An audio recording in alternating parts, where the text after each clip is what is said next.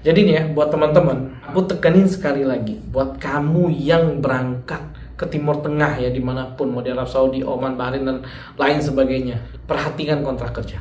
Jangan sampai di kontrak kerja kamu itu nggak sesuai dengan apa yang sudah dijanjikan. Saya juga korban tertipu sebetulnya.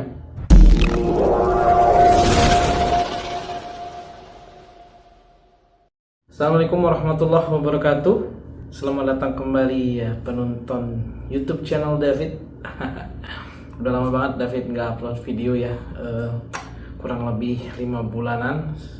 Terakhir upload video itu kalau nggak salah perihal tentang kerja di dapur selama musim haji ya, masak di catering selama musim haji. Jadi sorry to say ya, karena udah lama banget nggak ngupload karena ada beberapa kesibukan, dan juga kemarin sempat cuti juga di Indonesia kurang lebih 1 bulanan, karena memang fokus kemarin itu memang lagi pengen rehat sejenak ya. Jadi ada fokus beberapa kerjaan juga, jadi ya nggak bikin konten dulu. Istirahat ya 5 bulan lebih, tapi sekarang insya Allah bakal pelan-pelan bikin konten lagi ya, karena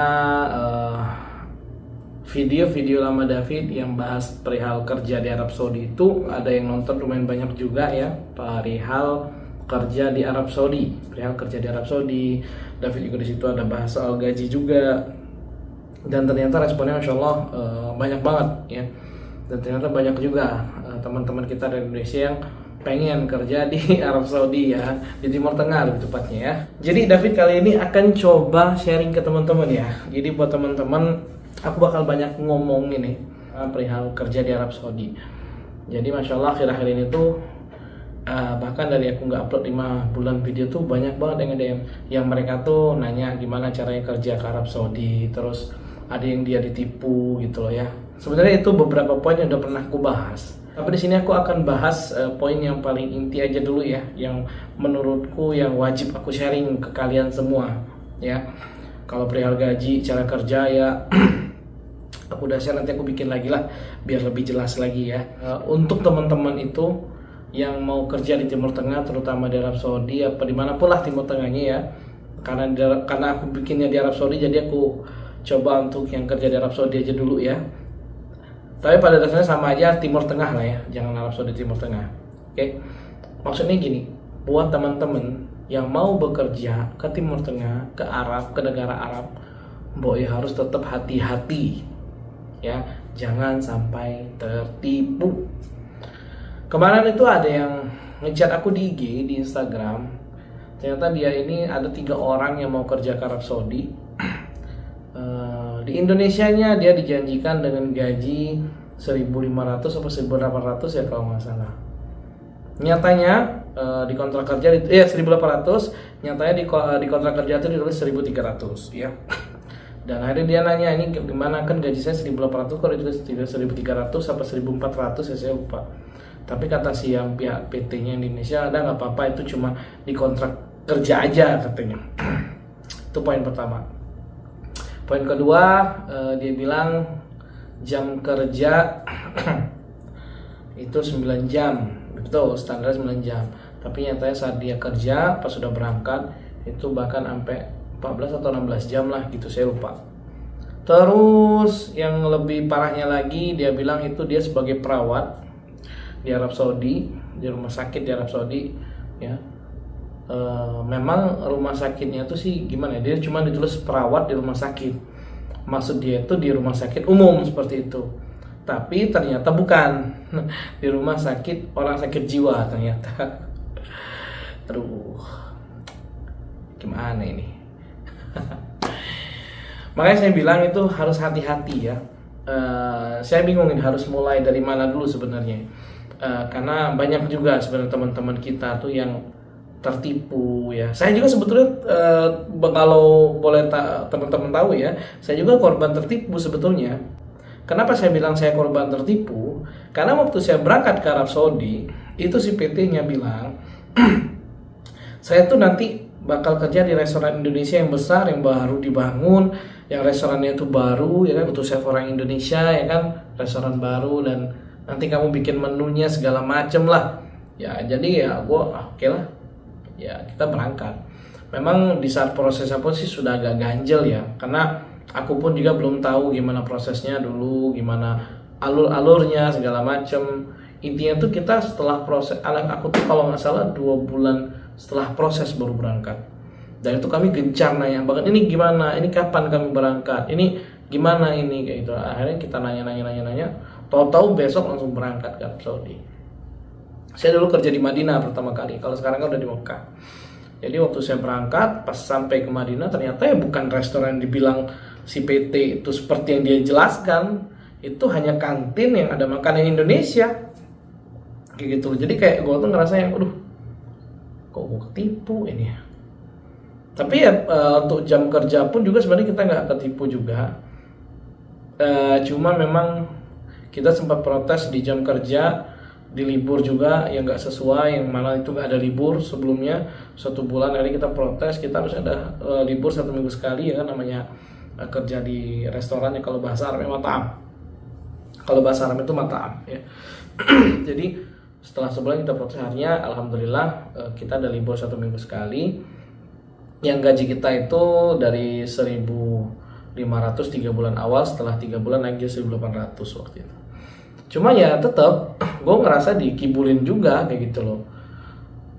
Makanya ini sebenarnya ini pesan juga ya, buat sebelum saya ngasih sharing ke teman-teman juga lebih detail buat teman-teman, buat PT-PT nih yang ngeberangkatin kita nih, orang-orang Indonesia yang lagi butuh kerjaan. Jadi gini, kami ini kan warga Indonesia, baik laki-laki perempuan.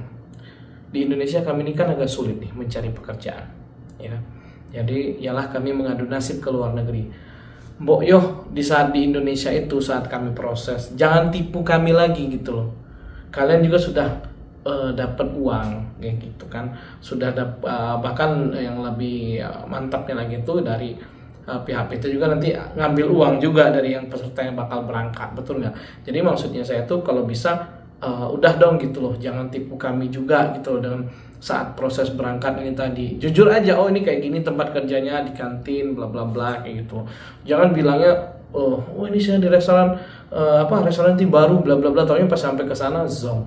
Bukannya seperti dia jelaskan, ya kan? Banyak banget ada yang teman kita tuh dijanjiin kerja di restoran, tahu-tahu jadi tukang pijat. Ada yang dia bagai cleaning service, tahu-tahu jadi tukang kebun ya kan, banyak macam-macam gitu loh. Dan kasus ini tuh bukan 1-2 kali dan lumayan sering juga terjadi.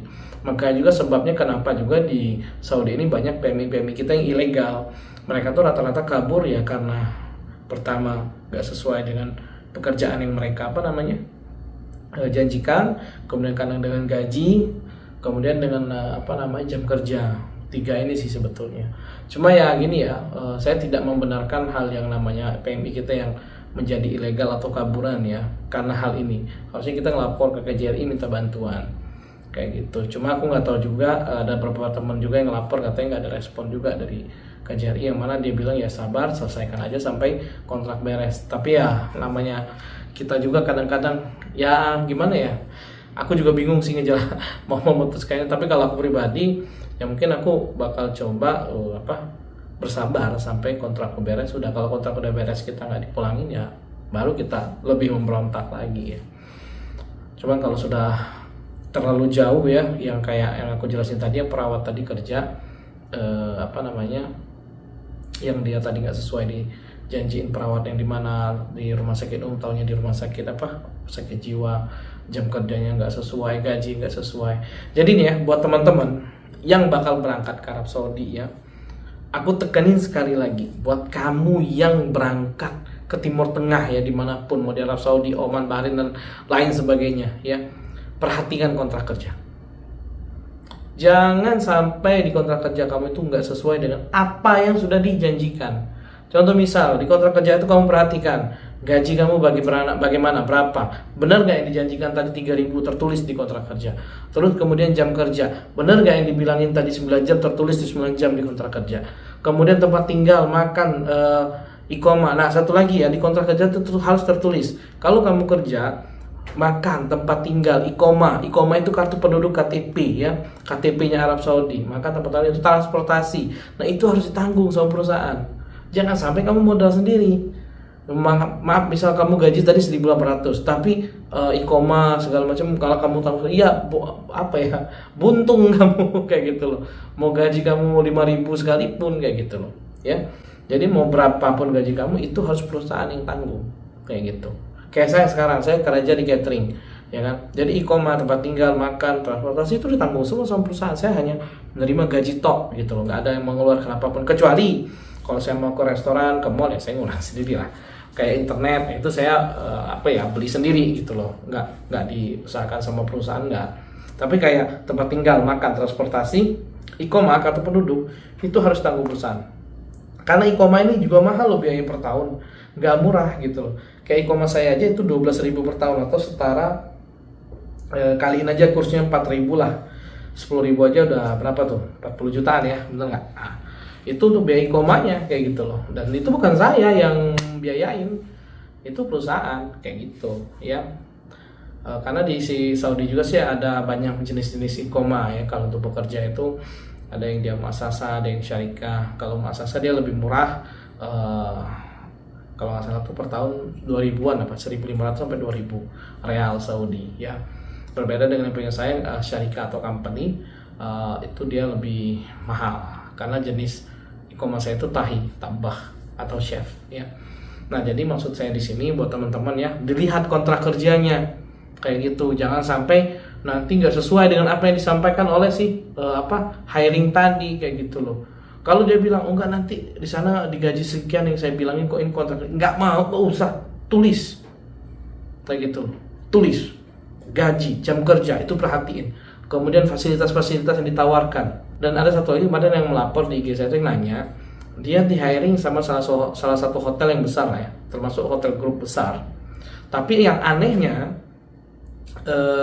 saat dia mau diproses berangkat itu nggak ada di kontrak kerja itu tertulis dari yang merekrut dia. Misal kayak hotel, kita ambil contoh misalkan hotel Hilton misal kayak gitu. Nah, di kontrak kerja itu nggak ada tulisan hotel Hilton gitu loh, malah kayak company lain, tapi dia bilang nanti kerjanya di Hilton.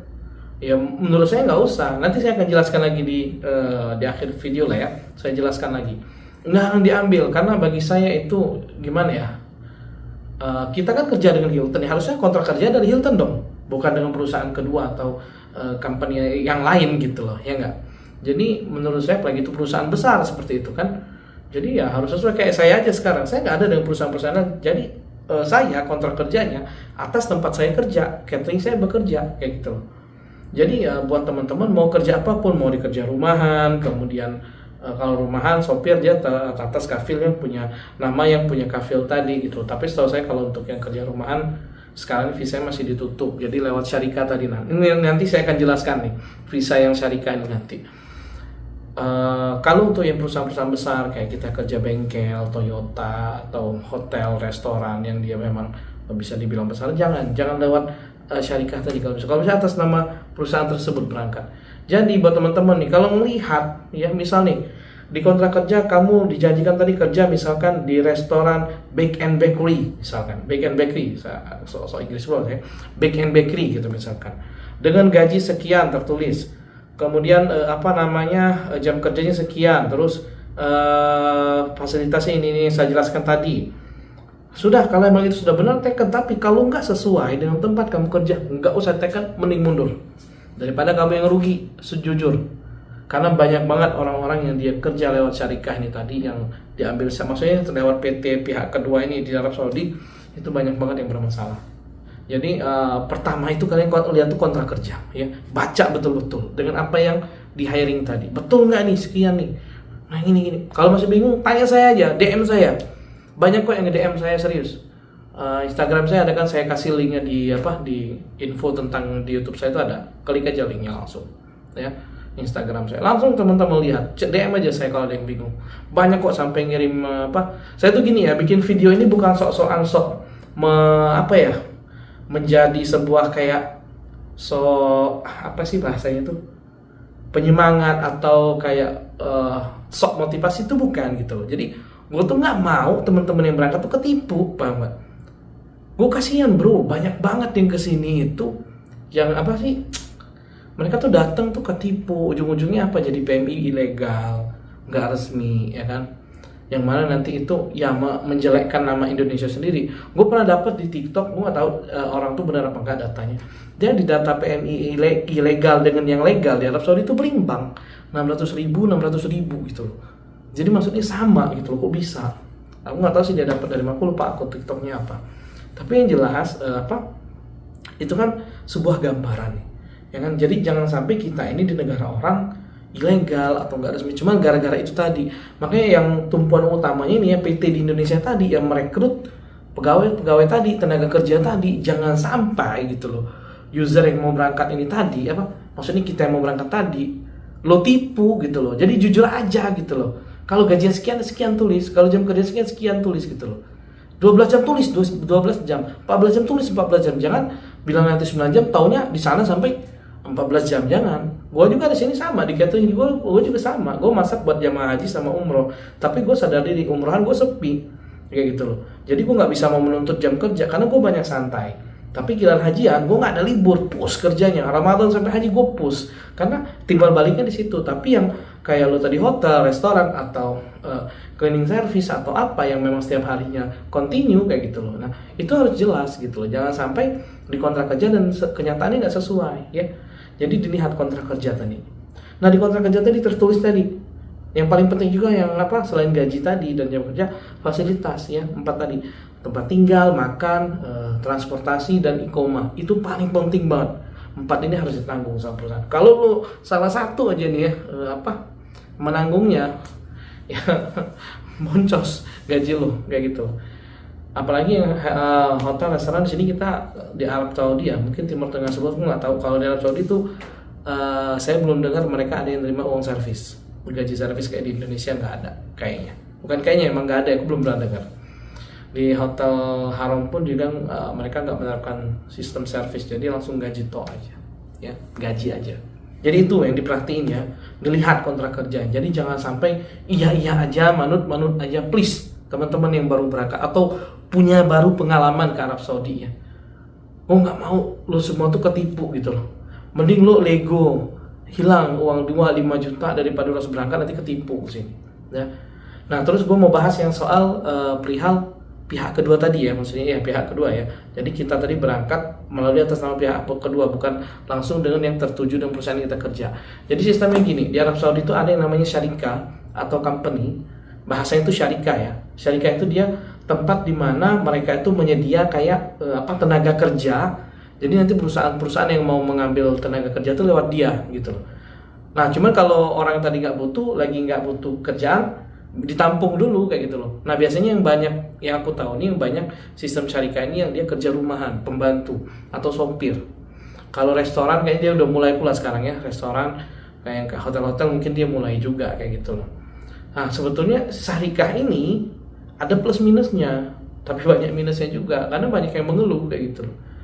Mengeluhnya gini, kadang jadi misalnya contoh, si Hilton tadi menghubungi si syarikah tadi ngambil kita berangkat untuk ke Arab Saudi kayak gitu kan. Nah nanti yang jadi masalahnya ini gaji lo itu bakal dipotong gitu loh. Ada beberapa gaji itu yang dipotong, ada juga yang nggak tahu ya. Kalau yang selama aku dengar cerita teman-teman yang lewat syarikah ini, dia ada beberapa gaji itu dipotong gitu loh, di-cut gajinya. Selama dia masih bekerja itu di-cut gajinya. Dan aku nggak tahu berapa besaran itu, nggak tahu. Pernah juga dengar yang cerita teman yang dia tadi kerja di sopir ya, kalau nggak salah itu, yang gajian tadi dia di sini nerima 1.500, tapi dia minta ke si yang syarikahnya tadi, yang make tadi di rumah tadi, si orang Arabnya tadi itu minta 3.000 atau 4.000, tapi nyampe ke si gajinya ke si ini tadi cuma 1.500 gitu loh, 1.800 gitu, aku lupa. Itu udah lama ceritanya. Nah itulah gak enaknya syarikah tadi kayak gitu loh. Makanya teman-teman harus hati-hati. Mending kalau memang itu atas sama syarikah itu, mending gak usah deh, saran saya. Kalau memang kamu bekerja di restoran tersebut atas nama restoran tersebut, atau karena gini lebih aman gitu loh. Kenapa? Misal kalau kalian kerja di restoran tersebut, kalau restoran tersebut tutup atau misalkan dia bangkrut ya, atau misalkan dia selesai dalam setahun, kalian bisa dipulangin lewat dia. Kalau dari syarikah enggak, agak susah gitu. Jadi kalian bakal disuruh pindah lagi tempat lain kerjanya. Silakan pindah tempat lain kerjanya, seperti itu. Jadi nggak yang ya ada plus minusnya lah. Bagi yang kalian nyaman sama syarikat silahkan, tapi aku menyarankan nggak usah. Karena mending kalau kalian mau ke Arab Saudi itu gimana ya, langsung ke perusahaan tersebut gitu, bukan pihak syarikat atau company ini tadi kayak gitu. Maksudnya yang menyalurkan tenaga kerja untuk perusahaan-perusahaan di Saudi tadi ya. Menurut saya gitu sih. Misal kalau kerja di hypermarket, di sini ada yang namanya Hyperpanda, atas nama Hyperpandanya aja. Memang ada yang dia nggak bermasalah, ada juga, tapi ada juga yang bermasalah. Tergantung syarikat juga dan individualnya juga sih sebetulnya ya. Karena ada juga beberapa yang bermasalah, ada juga enggak. Tapi kalau saran gue sih ya terserah, kalau lo mau uji coba, mau uji nyali ya silakan. Yang penting yang ditulis di kontrak itu sesuai. Itu aja sih. Maksudnya yang kayak jam kerja, gaji, kemudian lo ditugaskan di mana. Even kalaupun memang lewat orang ketiga, kontrak yang dengan siang ini ya tadi mana gitu. Misal nih kayak tadi lo kerja sama Hilton, sama ini bikinin 2 kontrak aja, minta mana kontrak yang sama Hiltonnya kayak gitu lah kan. Oh ini nih, kalau ini kontrak sama Hilton, terus yang lo kontrak sama dia, jadi ada gitu loh kan. Tapi lo tadi dibilangnya janjiin kerja di Hilton tapi bukan atas nama Hilton, malah atas nama syarikat ini, udah mending mundur. Kalau dia nggak mau ngasih kontrak atas nama Hilton, itu aja. Karena gini bro, apa ya, daripada lo nanti bakal di sininya ketipu gitu loh. Gua tuh kasihan sama kalian gitu. Itu aja. Maupun juga sama, kalau dia mau dijanjiin kerja di hotel Hilton tapi tiba-tiba gue bukan berangkat di Hilton, ya ngapain kayak gitu loh. Gue dijanjiin kerja misalkan di Hyperpanda tapi hypermarket Hyperpanda di sini ya, atau Lulu hypermarket di Arab Saudi tapi nggak ada atas nama kontrak, lu ngapain gitu. Kalau dia mau buatkan 2 kontrak atas nama dia syarikah dan atas nama lu, oke, tanda kontrak jadi sesuai gitu loh kan. Kita punya 2 kontrak, bener nggak? Mungkin bisa seperti itu kayak gitu loh. Karena apa ya, kalau kita atas nama syarikat tadi itu bahayanya. Ya ada yang biasa-biasa aja, aman-aman ada, tapi banyak juga yang bermasalah. Makanya teman-teman harus hati-hati ya. Jadi buat teman-teman yang mau berangkat ke Arab, terutama yang belum ada pengalaman, Arabnya bukan Arab Saudi aja ya, kayak ke Oman, Bahrain, kemanapun lah ya, Timur Tengah, you must be take care. Jadi kamu harus hati-hati dan usahakan kalau memang ada biaya kalian proses, saran saya bayar aja setengah dulu, nanti pelunasannya setelah visa keluar, seperti itu. Karena kalau visa kalian keluar itu nanti insya Allah akan lebih gampang berangkatnya. Yang lucunya kadang ada hiring itu PT yang minta pembayaran lunas, visa udah belum keluar masih ini, jangan mau, itu udah warning kalian ya. Jadi kalau saran saya mending buat win-win solution sama PT-nya, diskusi gitu aja. Kalau udah PT-nya marah-marah ngomongin itu, udah mending mundur aja. Gak beres berarti itu PT-nya ya. Dari awal sebelum kalian berangkat itu tanyain kayak gimana kontrak kerjanya, kemudian soal biaya gimana gitu, atau bisa nggak saya lunasin pas sudah visa keluar, kelar ya, ada saya uangnya misal gini. Karena banyak banget kasus yang ketipu. Kalau saya ketipunya masih bisa berangkat walaupun di tempatnya saya ketipu gitu. Tapi ada teman-teman kita yang udah bayar puluhan juta nggak berangkat, ada yang 1 tahun 2 tahun, kasihan kan. Jadi uangnya aja yang diambil, banyak itu kasusnya, banyak banget, kasihan. Dia ada yang sampai jual motor, jual tanah, bahkan ada jual rumah. Sedih saya dengar sebetulnya. Kita ke luar negeri mau ngadu nasib biar jauh lebih baik ya kan. Karena kita nggak munafik, gaji di luar negeri itu ya jauh lebih sedikit baik daripada di Indonesia, di negara kita ya. Saya pun juga merasakan itu.